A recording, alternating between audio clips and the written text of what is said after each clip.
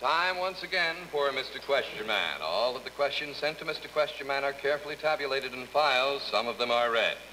Our first question comes from Mr. Arthur B. Koznovsky of Macon, Indiana. Arthur B. Koznovsky of Macon, Indiana writes, Dear Mr. Question Man, I am writing to you from inside a burning warehouse. Let me take a moment of your time to go back a bit. I bought this house 11 years ago in November. No, I believe it was February. Well, when I bought it, they told me that it was fireproof. By the way, please pardon the condition of this stationery.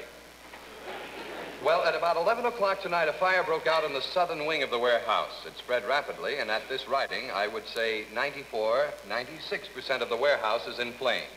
There goes another wall. I'm standing on the last 2 feet of flooring in the north wing, and I'd say that this will only last, 3 minutes, perhaps 2 with a good wind. I really am at a loss to know what to do.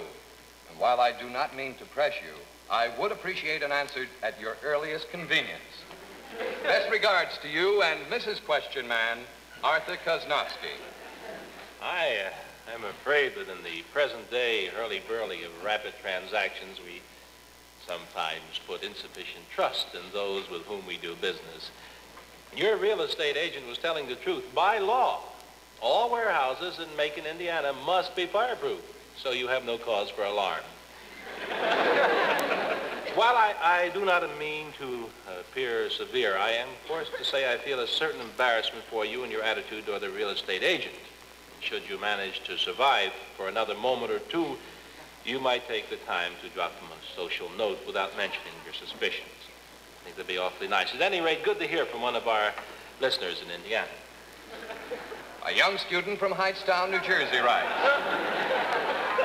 Dear Mr. Question Man, I am studying science in high school. I am quite puzzled by this phenomenon. It is well known that the earth is round like a ball. Therefore, some people must be walking on it upside down. Why is it that these people do not fall off? You have stated a common misconception. People are falling off all the time.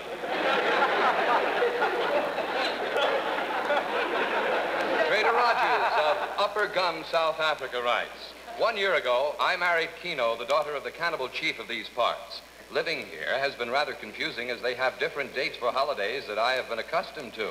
For instance, last week, the cannibals celebrated Easter. Next week, we're going to observe Thanksgiving. A point of etiquette has arisen. Kino's father, the chief, has suggested that we have the local missionary for Thanksgiving. Is this considered proper in the United States?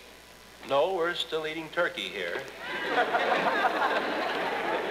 Chief Bardoni El Swahili of the Wambisi tribe in equatorial South Africa has written an interesting letter. Dwanya Nagi Hagu, Inga Green Laka Bondi, Lawana Tiganadu, Kabi Dig Navas Bonta, Motoloni Argu Diban, Genda Ranyo Boro Dobilaka.